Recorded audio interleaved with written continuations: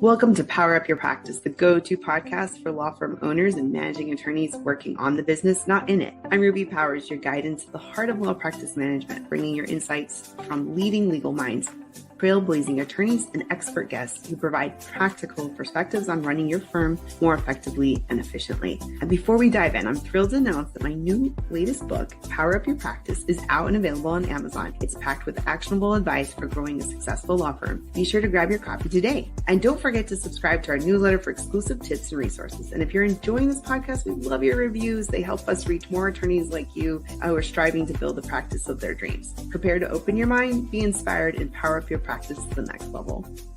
Everyone, welcome up to Power Up Your Practice. I'm your host, Ruby Powers, and we're talking about law practice management, or some topic underneath the concept of law practice management. We're so excited to have Weipeng Zhuo here today. He is the CEO of Nexrizen, a first-generation immigrant whose journey from childhood challenges to meta data scientist and now an AI consultant for law firms. And he's just has a powerful story of resilience and reinvention, and recently featured as the AILA Fall Conference Innovator Spotlight. He bridges the gap between cutting-edge AI research and real-world legal solutions, helping firms use automation, data, and AI to transform how they serve clients. Weipeng, thanks so much for joining us. Good to see you. Thank you for the introduction, Ruby. Happy to be here. Yeah, so we met at the AILA conference in Denver a couple months ago, not too long ago, and instantly connected, talking about, systems, AI, technology. We were talking about wellness and a whole bunch of other stuff too. So, and then we spent a lot of time connecting, and I'm really glad I got to meet you. But you are really brilliant with AI and data scientists and systems. Like us attorneys need you in our life, because like we're sort of like just practicing and doing this thing over here, and then we're like, we thought we built up our systems properly, and then come to find out some things are not so bueno. So tell me a little bit about what you do in your current stage of life with Nexrizen, and what you're up to. Sure. So a little bit of background. I went through a PhD program for chemical engineering, and then I went and pivoted into data science, and then left Meta to start my own firm. I think my journey in life also allows me to look at problems in a very multidisciplinary way, and that's probably why it's become really useful, because as a research scientist, you have to come up with scientific methods and hypotheses, testable hypotheses, and then do your test and then look at the data to see if your hypotheses were true or not, right? So you really need to be able to design experiments and read the data. And then as a data scientist, also it's a combination of that scientific method, also looking into being able to read narratives from data and getting stories from data. And then also the business acumen, like how do you translate business needs into products and machine learning algorithms, and then how do you translate insights from your analytic models into business actions, right? So because of that journey, I was able to combine all of these together to be able to look at problems in a very systematic way, and especially looking at problems using data and reading the issues and bottlenecks from just numbers. And I think that's what makes kind of that ability really practical when we're translating it into potentially law firms, right? Because there are a lot of data out there. Some data aren't recorded very well, but if you look at the data right, you can kind of see the issues kind of pop out. So there's that. And then also just a little bit more, I think my own personal health and wellness journey allows me to have much more awareness and allow myself to be more resilient and appreciate growth and challenges, right? So that's why I went into entrepreneurship, to challenge myself and kind of look into different industries, to try to apply my experience in different industries and solve problems that way. Yeah. So there's a lot to unpack because you, with your company, you're helping design programs that I think law firms or other service providers could use, especially in like AI tools. But then you also like a fractional CTO, and you're really great at the data scientist and everything you just mentioned. Like what to sort of like what how can you bring value to like a law firm? Like what do you do when you come working with a law firm, and like how do you like practically to someone who's like data scientist, I don't know what that really is, and sort of like unpack it for us. Yeah. So I think the fractional CTO aspect came first, which is basically a really big word of helping companies come up with tech strategies. And there's four phases that we go through to kind of diagnose and assess um, the current gaps and the pain points within a firm.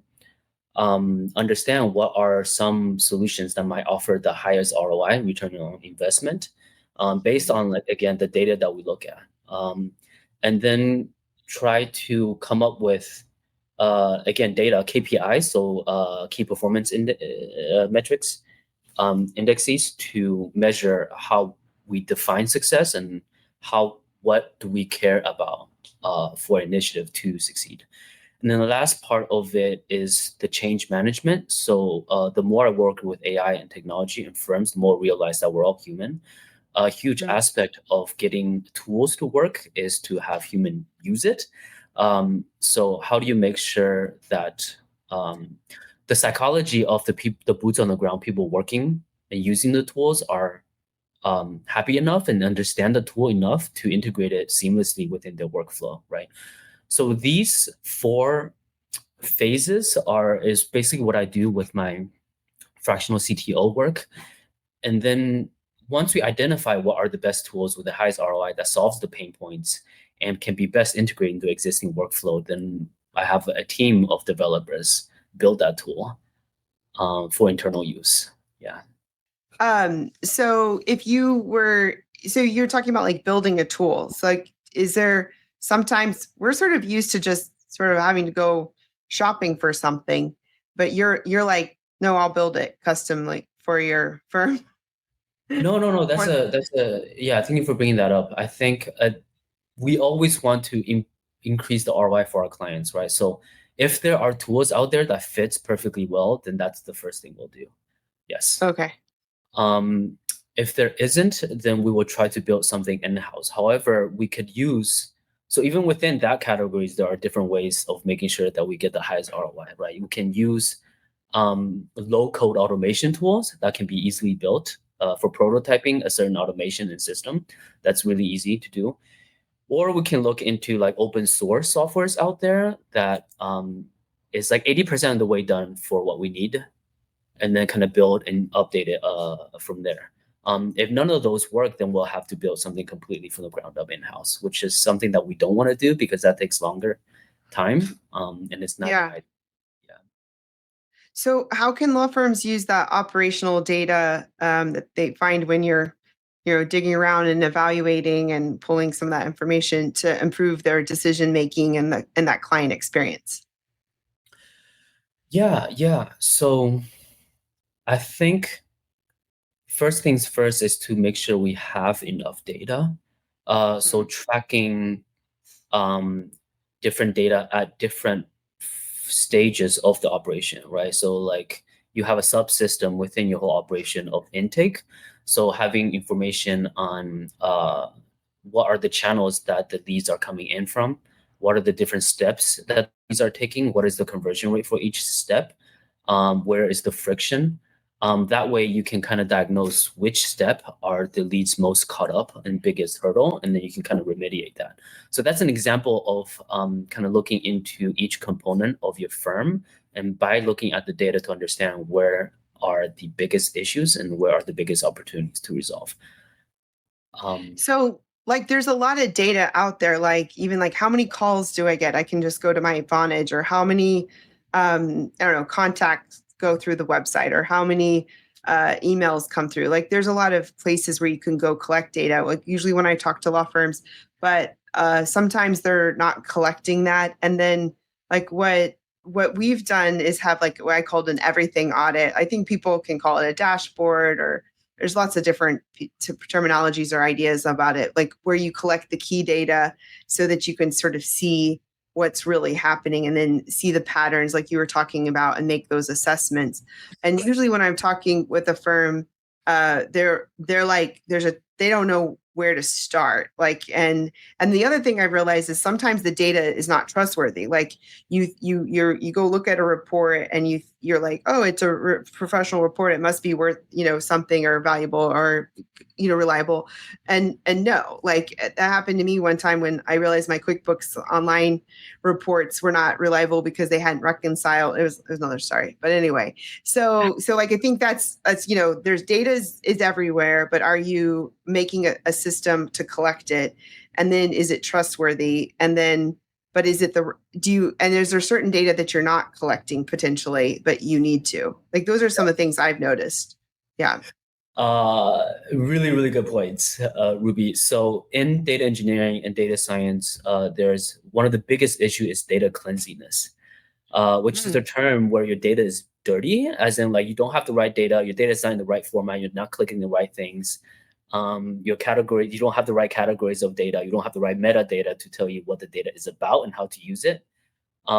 Maybe they're all in different spreadsheets and they're all just monitoring different time ranges. And, so like data cleanliness, if it's not clean and it's not structured, it's hard to use it to do any sort of analysis, right? So that's number one. Thank you for bringing that up. Second thing is you can have even if your data is super clean and you have all type of dashboards, but if you don't actually know how to question and use your curiosity to lead you into the right questioning of your data, then it's hard for you to understand what comes from the data, like what story is it trying to tell, right? For example, so this is perfect for the scientific methods in doing experiments. Like if you have a hypothesis of saying, oh, well, if there's an issue, right? Like, we're getting like 20% less consults this month. What's going on, right? It could be that the intake system is broken. Maybe something is off with the automation, and we're not actually responding to everyone that contact us. Maybe it's a specific platform that's broken where the API is not in sync, so we can't really talk to, like Instagram, for example. So everyone that messages us with Instagram, it's not working. Or it could be upstream of that, where the marketing channel is broken, right? Or maybe like we're not paying for a certain bill, or Instagram has upped their rate, and you're actually getting less for how much you paid. So there's a lot of potential reasons why a certain issue comes about, and how do you diagnose where exactly in the funnel that issue comes with, right? So, for example, one more thing. Sorry. No, I'm loving it. Yeah. If it's within your lead intake process, right?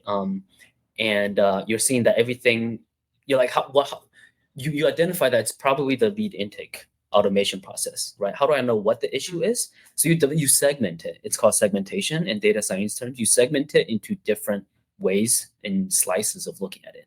Maybe you can segment it by different platforms, right? And then you can see, oh, every other platform is doing fine. It's just the Instagram that we have much lower leads. So then we zoom into the Instagram, like what exactly is going on there, right? And you come up with additional granular hypotheses to test out with the data. So I guess what I'm saying is, even if you have the right overview of the data dashboard, you need to have a curiosity-led mindset and almost like scientific-driven process to figure out what the issue is and what data you need to see where the issue is. Does that make sense? Yeah, and I feel like I was doing a lot of this stuff, but I didn't know the terminology. Like I'm loving listening all the words. Like when you said the segment, I was thinking like, well, isolate the variables and figure out what's going on here. And it's so crazy because like having been in business for, what is that, 16 15, I don't know, whatever years now. It's like, there's waves and there's cycles and there's like the things that are pretty much tried and true, but then things can change, like, the pandemic or economy, recessions or whatever. And then in immigration, like the administrations can change. We can have big upticks and we can have slowdown. But then, so you have to know like your normal numbers, and then you have to know that things could change. But then you also need to be able to pinpoint and be able to read like what I diagnose, like what's off. But I think a lot of people don't collect the data or they just have feelings like, Right. I feel like the phone's not ringing as much, or I feel like we're not bringing as much money or something like that. But you're bringing all the science and the math to those feelings. Yeah. Feelings are extremely valuable too, but not when it's informing like business decisions, right? Right. That's true. By hard science and data. Yeah, like you said, like the data needs to be there.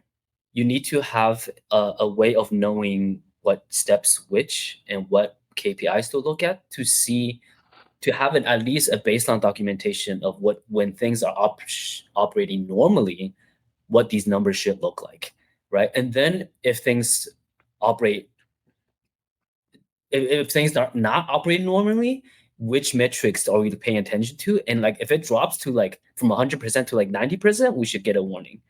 Or if it drops to 80%, we should get a warning because, maybe from 100 to 90, it's just like a random fluctuation noise that we don't need to pay attention to. Yeah. So, and then how do you diagnose issues? So that's all data science as a discipline itself. That's basically all I did at Meta for a while. Yeah. Oh, wow. Yeah. Well, so data-driven decision making. So you're saying we're not using feelings, we're using math and science and data-driven decision making. So how can law firms use decision architecture to map, collect, and apply data for measurable business results? Really good question. I think number one is mapping out the operations of your firm. And then associate certain KPIs with it, right? Key performance indicators with it, so you know what numbers are important because there's a ton of numbers. What numbers are important, and then you need to figure out where do those numbers come from. Do we need manual methods of documenting them? Or can we get these numbers from CRMs? Many of them you could probably get from CRMs or case management systems, right? And then just collecting all that, mapping out all that information. At least you know what the baseline is. And then once you have that baseline figured out, then having a way of customizing a dashboard. So that's something we help with too. Having a custom dashboard of just stuff that you care about. And it's different components. So marketing can have its own little dashboard, and then you have intake system, you have production, you have your revenues, your financials. Mapping out and making sure there is a centralized place where at a single glance you can see any major issues, right? That way you don't have to wait until something is extremely broken before you start to poke. So having like a centralized, standard and visible overall dashboard. And then so that would help a lot. Well, I remember a company called Lock APIs, and I was wanting to use it, but it didn't integrate with my case management software at the time. But to have that dashboard, and like even like in Traction, Wickman talks about having a dashboard. I don't know if he calls it dashboard, but it's like the same concept. Like people have, like if you think, sometimes I'm like, I'm a captain of a ship and I'm in troubled waters and there's like landmines or water mines or whatever floating around and glaciers or I don't know, whatever. And like I'm having to, if I don't have my numbers, I'm just going on feelings and like, reading the stars or something like that, which I'm sure that helped people back in the day, but like it's sort of a dying skill. But anyway, like having data and numbers is more important, right?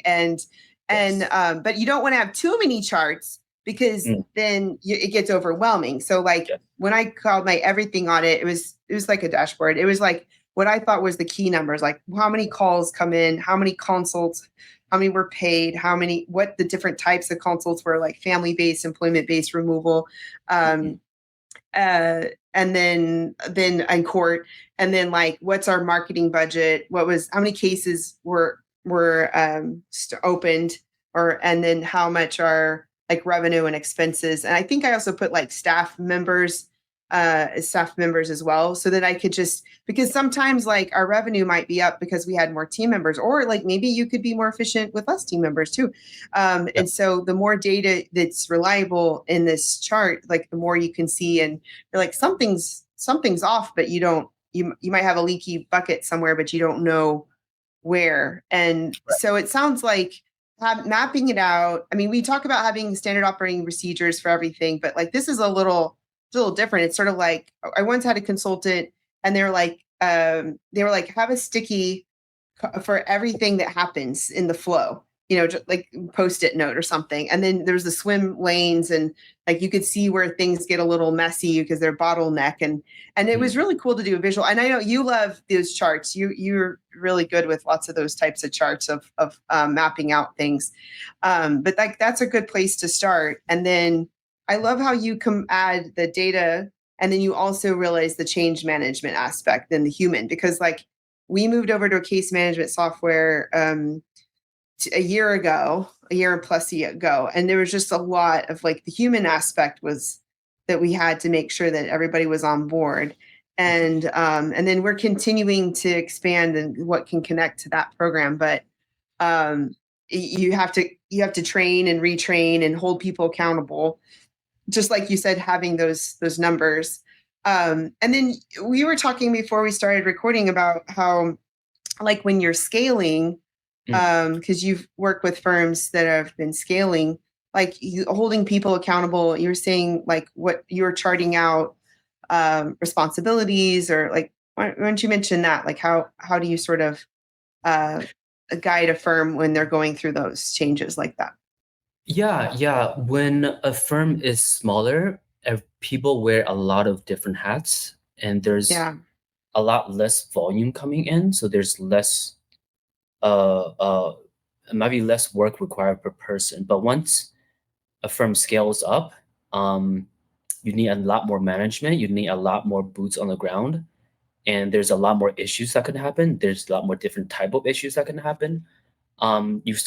Each manager or higher up executive's role becomes a lot more niched towards a certain thing, right? But before you get there, there's a lot of confusion on, there's a problem with, our social media ad not being paid. Like, who's responsible for that, right? There's a problem with the production where, the console information isn't handed over to the production team. Who's responsible for that? If you don't have a designated person responsible for it, even if you understand the issue, no one take ownership of a project or initiative, and no one, like people are just kind of pushing the bucket down the road. I don't know if that's an expression. So a huge thing that needs to happen is coming up with, this is what we did during our one of our firms, is a RACI matrix. Responsibility, accountability, consulted, and informed. So who's responsible, aka who needs to carry out that action to make sure this initiative is done? Who is accountable? Who's the owner of this thing that tells the person responsible what needs to be done? Who needs to be consulted? Who has information on this aspect of the initiative that needs to help you shape this initiative? And who just needs to be informed? Like, who needs to understand what happens, right? And they don't need any inputs. If you have major initiatives within your, if you have these RACI matrices within 4 specific major initiatives of your firm, then it's much easier for any of your projects, initiatives, and problems to have, someone take responsibility and ownership of it, and making sure that an action gets carried out. So that actually, yep. That's awesome. Like I don't think I've ever heard of the RACI chart, the RACI. but I'm surprised I haven't. Maybe I have and it didn't occur to me, or I don't remember it. But that's so critical because like I feel like a lot of it's the summertime. We were doing evaluation of some of our operations before it gets busier, even though I feel like it was busy all summer for us. And like I realized, like I feel like being the person who's been here the longest at my law firm, I sometimes I feel a little schizophrenic. Like we've already had this conversation. How come this is still happening? Like sometimes we're having 2 steps forward, 1 step back, and it's like if one person doesn't pass the baton on to the next one very well, then some of that stuff just sort of falls through the cracks from one passing the baton to the next. And then like, you tell a human something and then, but you have to remind them and train them and communicate, that's just the way we are. And so it's frustrating in terms of management. But when you think about a lot of, when I think it's like traction as like everybody should have a number and there should be clear responsibility. Or a lot of business books it's very similar to that. And it's so true. Like, and if too many people own something, nobody owns it because they'll be like, oh, I thought you were supposed to do it. Like there needs to be clear, super ridiculously clear. I don't know. I feel like every single thing we're talking about today, I've talked about earlier on with somebody else in my office because it's yes, very timely for me. Yeah. So yeah. these are huge in software engineering and in tech firms. Like this is almost the standard, right? A lot of these methods are kind of invented and pioneered in software development industry because softwares can be built extremely rapidly, right? And there can be a lot of people working, especially for big tech. There's a lot of software engineers working on similar problems. Softwares can be built and revised and pushed out really rapidly. And then you have, you need people responsible for, like, what should a product look like? And they need to talk to the end user to make sure they know what the product should look like, right? You need a product owner, that's a product owner, and you need a project manager to find what the project consists of, what's the team working on it, who's responsible for what. When you roll this initiative out, what are some metrics to measure for how long, how do you do experiments? And then you need the actual software engineers to build the stuff out. And then you need a data scientist to figure out we can measure the right stuff. So there's a lot of people of different roles working on similar projects. So you need to define all of that stuff really, really well, and having them execute really, really well. So having a project management tool is almost like it's just a baseline. It has to happen. And then having roles and having the right documents to make sure who knows what they're doing, what the requirements needs to be defined for each initiative, what happens once you build it, like how do you know it's successful, right? How do you measure that? So every part of the process is defined extremely clearly. Yeah. And the being able to being able to scale, you have to make sure, like when I think scale, I think like growth, and I think you have some new people and some new seats, and you're training and you're making sure everyone's holding them accountable. And then, but I agree with you. Like one of the things I've noticed with my firm is like we're building like a whole leadership like level, and there's growing pains of that team managing and holding people accountable, because it's very common for anybody to not feel comfortable delegating or managing. And then there's a lot of frustration in that. But we do need like the human component to all of this. And I think the defining the scope and who's responsible, like, if you just say it's the accountability chart, and that's it, that's just sort of like a one image that's sort of like one dimensional. It really doesn't give you the component like with the racing matrix or charts with like the scope and responsibility and everything like that. So I think you would need to have them hand in hand. I mean, the accountability chart can give you so much, but there's a lot of interplay between your team and how things work. Are you finding yourself overwhelmed with handling phone calls and spending endless hours on consultations that just don't qualify? Well, let me introduce you to Staffy Live, your ultimate solution for 24/7 live receptionist and intake services tailored specifically for law firms. Now picture this: empathetic, truly bilingual specialists who understand the intricacies of client care and are experts at asking all the right questions to qualifying callers efficiently.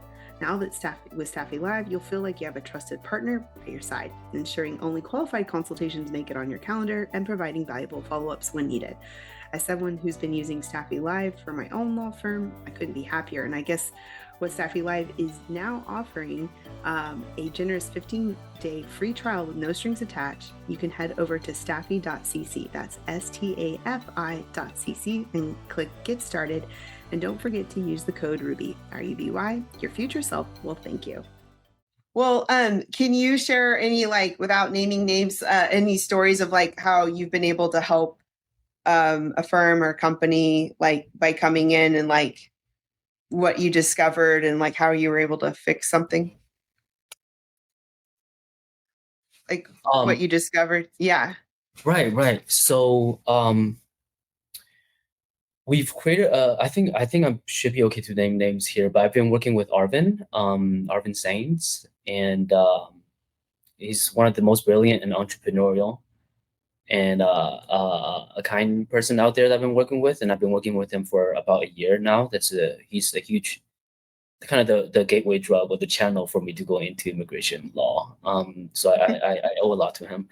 When we first started, he's pretty popular on social media. Has over 500,000 followers just on TikTok alone. So when he does his lives, we get a huge influx of leads.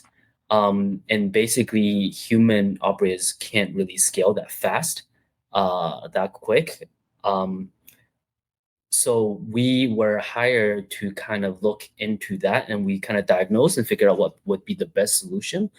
Would be an AI chatbot system that links up to all of the social media channels in addition to overflowing missed calls.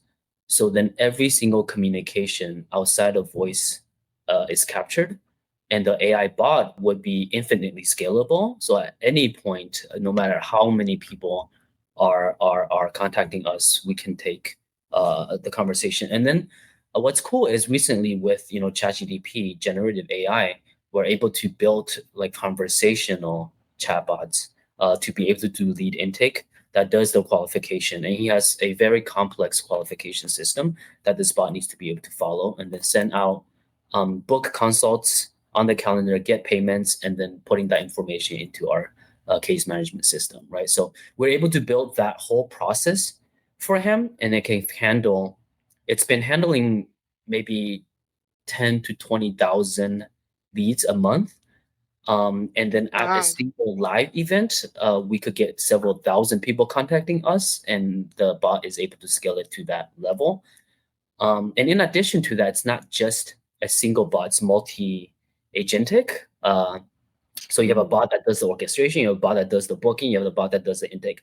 On top of that, you have a team of bots that does the evaluation. Like before each message is sent out, it looks through to make sure that the message is compliant, the message is accurate, the message is humane, and it's using the right information, etc., and then sends it out, right? So we have like a multi-agentic system built for a single conversation. Because the fact that he's doing such a large volume, that means anything wrong that can happen will happen. So we make sure that at that volume, that everything is secure and that nothing slips through the crack.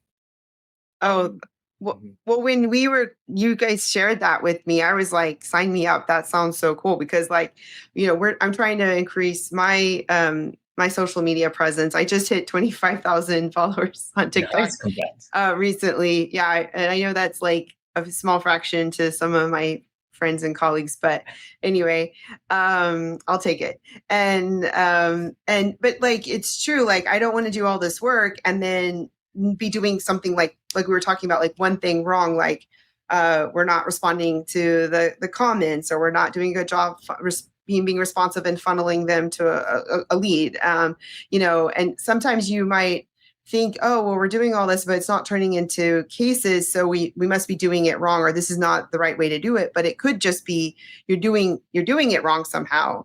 Like we had an auto reply, which really wasn't going anywhere. And then when we were talking, we just I think we're implementing it shortly, or if not already, like to be able to convert that into communicating in real time with leads. So I love that example. And yeah, I mean, that's just one example of how that can have a big impact on your business. Right. And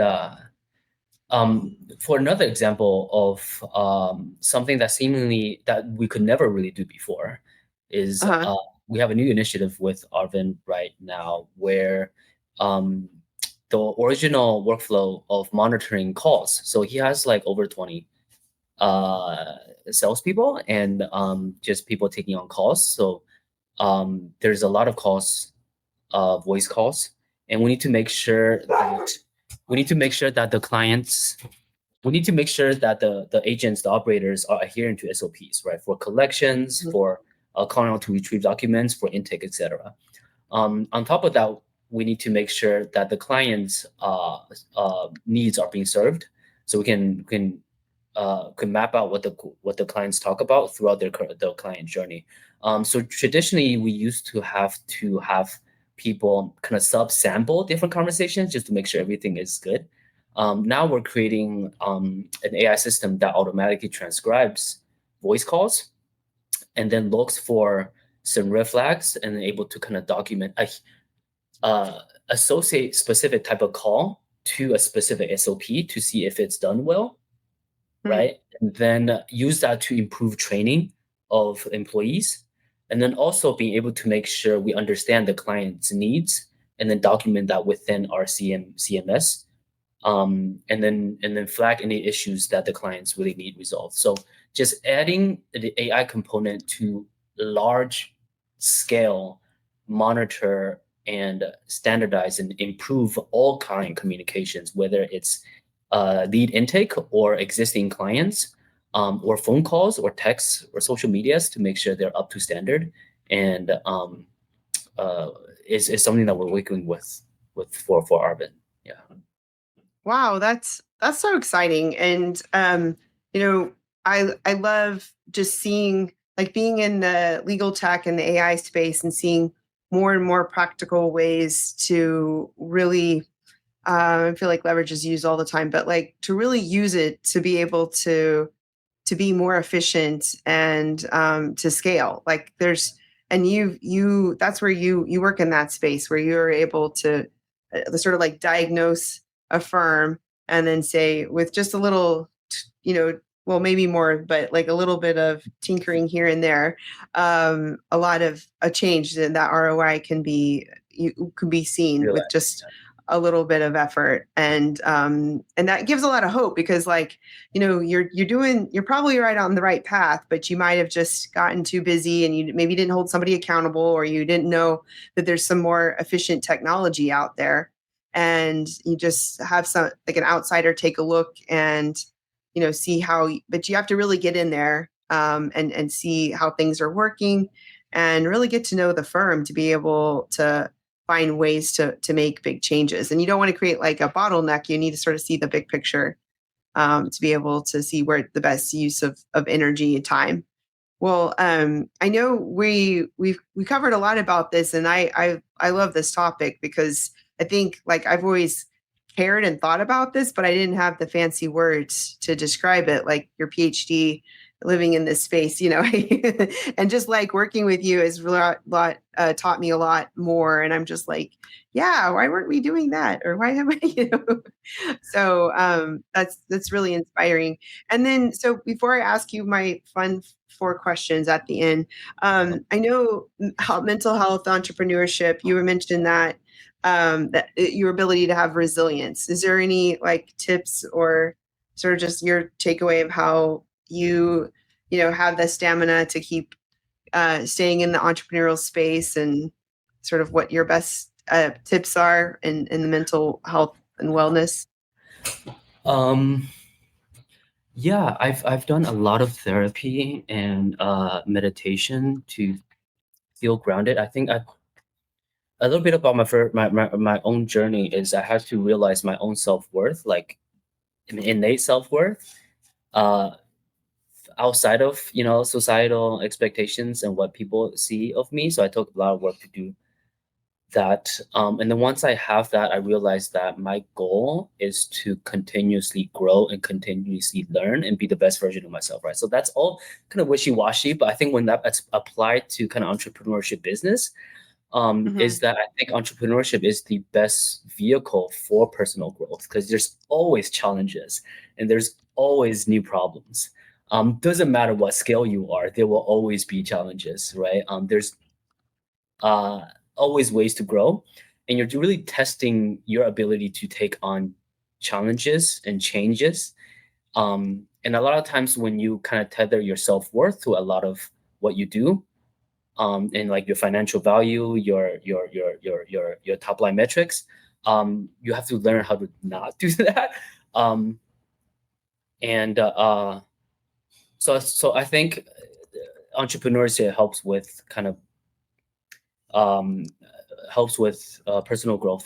But some tips is like at first, I think the most baseline stuff, right, is like making sure you're eating good nutrients, making sure you're sleep Mm, well, making sure you have some sort mm, of self care, right? You're taking breaks mm. like once Yeah. a week. It's like don't do anything work related and just relax. Um, and having these baseline stuff figured out, and then those baseline stuff are like 80% of the way there to be more robust, right? And then the other aspect of it is like for me, I know that I'm capable and that um, there will be challenges and there will be negative outcomes or failures, but that's not Mhm. attributed to who I am.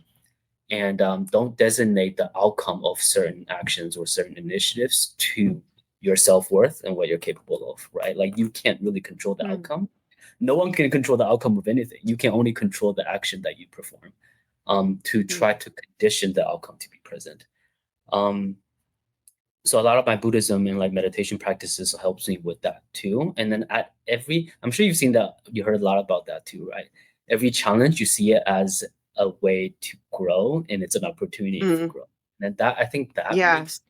that's a huge kind of aspect of how I'm constantly growing, even though Hmm. there's like a lot of uncertainty and anxiety whenever there's challenges, I remind myself that this is a really good opportunity for me to improve the way your new SOP could be built, or the way you see certain things, and that you should encourage and almost embrace this challenge. Um, and yeah, so that's why I think entrepreneurs really helps. But last point, Ruby, I start to realize that something like recent from my therapy is I start to realize that it's the same two sides of the same coin. My love for Mm, growth and my need for growth and improve is also on the other side, kind of mm, the harsh self-discipline, the self-critic, right? Like it's almost like, hey, I have to realize my gaps before I can improve them. How do you mm, differentiate? How do you decouple those two where you understand your gaps, but you don't beat yourself up for it, and you only work mm, and you only look at ways to improve and grow, right? So that's something I'm working on. Um, and I think a lot of it has to do with, like I said, just knowing that I can control the outcome, mhm. and that don't associate the self identity and the self worth to any outcome.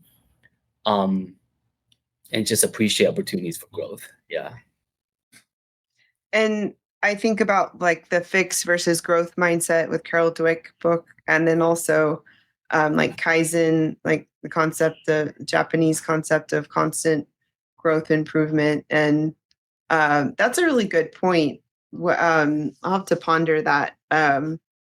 Yeah, because but I think we all should take every opportunity or like potential failure or being uncomfortable or just that challenge is to like how can we like flip the switch and be like, well, we're growing and we're becoming better. Like I sometimes I think about like getting ready for immigration court, which like I'm good at it, but it stresses me out so much. And I just like Anyway, just like, well, I'm better at it because I've done it so many times, and I'm good with the clients, and I get their story out, and I help, advocate for them. But yeah, doing those hard things, like I guess that podcast, like you can do hard things or something. I think about that expression every once in a while. Yeah, you just get better at doing hard things. Like it doesn't get any Yeah. easier. You just get better at doing it. Yeah. And that's when you're needed, right? Because people need people to do hard things. That's why I have a job. Yeah. So or profession. So we're transitioning. What is your favorite board game or game? My favorite board game. I should play more board games. The first thing that came to mind was Settlers of Catan. Okay, that's an acceptable answer. Yeah. Okay. Just because in grad school I used to play with a lot of my friends like every week, and we used to get really aggressive with it. So it's just a lot of fun. Like, I need the wood. I need the wool. I need Yeah. first. Yeah. Recently, What? go ahead. What were you saying? I said recently I've been playing with this game. I think it's called We're Not Really Strangers or something, where it's just a card game of different questions you ask like a Okay. person, and it's like different level of intimacy, and then it's just like it's like a set of prompt to have like intimate and difficult conversations, and I love connecting with people. So it's like the perfect game for me whenever I want to like get to know someone better. And then you have to Well, involve. I should probably like buy the game and then use those questions on the podcast. Yeah. Oh, cool. I love learning about new ones. You get extra bonus points when you tell me a game I haven't heard of before. Cool. And then extra ones if I end up buying it, because there's been a few times the guests I buy the one they tell me about. What would you say is your superpower? My superpower is probably like meditation. I'm a huge nerd for meditation. I go to like at least 10-day silent retreat a year. I meditate for an hour a day. Just and Yeah. and it teaches me to appreciate the moment and not needing to control it and not need the moment to do something for me, and just like appreciate the moment itself. That's the basis of meditation, and that's the basis of like living a happier, more peaceful life for me. And I got all of that from like meditation. Yeah. I love it. What's a habit that you believe contributes to your success? Are you going to say the same? You're going to say meditation? Yeah. Meditation is like self-realization therapy. Yeah. No, that's awesome. That's really a lot of dedication, and I need to do that. I don't meditate really, and I don't really meditate as long as you do. So I've ever since you told me that, I've been like, okay, feel like Weipeng one day. Yeah, when I go, that's awesome. What's a favorite book or podcast that you would say you should definitely check this out? I should be reading more books. One of the book that had a huge impact on me is On Earth We're Briefly Gorgeous is the name of the book, and it's by Ocean Vuong. Oh, wow. He's a poet turned to a writer, and he's queer, but first generation immigrant from Vietnam, and he talks about like transgenerational trauma, and it's the whole book is a basically a love letter to his mom, who has gone through a lot of trauma, and just like acknowledging and appreciating her, and when I read it, it just felt very connected to it because I'm an immigrant myself too, and there's also transgenerational trauma passed down. But he's a poet too, right? So writing it in such beautiful ways. And it just paints such like deep images for me. I love when I read something, like read a sentence and you just have to sit there and like breathe for a while and like digest and just like have the mental image kind of shine. And that's what it did for me. And a lot of the passages are very difficult, but he's gone through a lot of therapy and self actualization, and to see a lot of that, and it also made me realize how much I love my parents and how much they had to go through. And even though they're imperfect and they're just human, there's a lot of things that's passed down, but we're just doing our best, and I can kind of repair it and then not have it transmit towards my later generation, right? But it's not business or anything, but I love it. Yeah.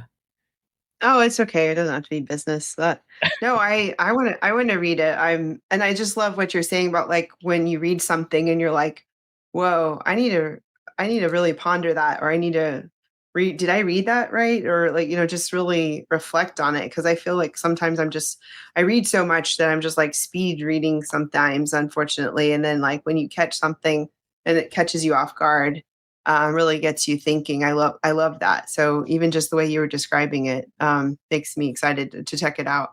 Well, Weipeng, it's been great. Like we've gone all over the map between operations systems and evaluating to data scientists and the importance of it, and everything from with KPIs and how we can use AI to make ourselves help scale and improve our systems, but then also the change management aspect and the human component. We can't forget the humans. We're human. And but then also like the wellness, and it's so true. Like we're not going to be able to continue to run our businesses or be leaders in our industries if we don't take care of ourselves and find ways to stay resilient, and being willing to continue to realize that we're constantly growing if we choose to, and just the journey that we're on. Well, where can someone find you and reach out to you and continue the conversation?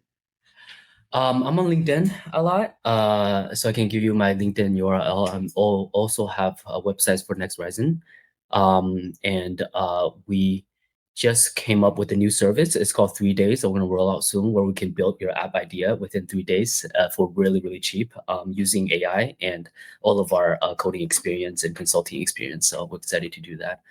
But yeah, thank you. Wow, that's awesome. Well, I know we'll be talking again, and you're going to be at the AILA Fall Conference with the Innovator Spotlight, being one of the Spotlight innovators, and then you're also going to be speaking at the AILA Texas Chapter Fall Conference about data and KPIs, and so we're going to get to see more of you there. But everyone, so I'm glad to have you. You brought a lot for us law firm owner, managing attorney, partner people to think about. I know the value of having your services and your way of thinking. So thanks everyone for watching, listening, and definitely check out the School Community, SKOOL. Where more courses coming out. We have the book Power Up Your Practice on Amazon, and we'll see you next time. Take care. Thank you for tuning in to the Power Up Your Practice Law Practice Management podcast. I'm your host, Ruby Powers, and it's been a pleasure sharing this time with you. If you've enjoyed this episode, please take a moment to leave us a review, tell someone else about us, and I would love to get this podcast shared with others to reach more listeners like you. Don't forget to subscribe to our newsletter for exclusive content, tips, and updates straight to your inbox. And exciting news, our book, The Power Up Your Practice, is out and available on Amazon. It's packed with strategies, 25 chapters, to help you elevate your practice and achieve your goals. So join us next week as we dive into more advice and insight on law practice management. We'll see you next time.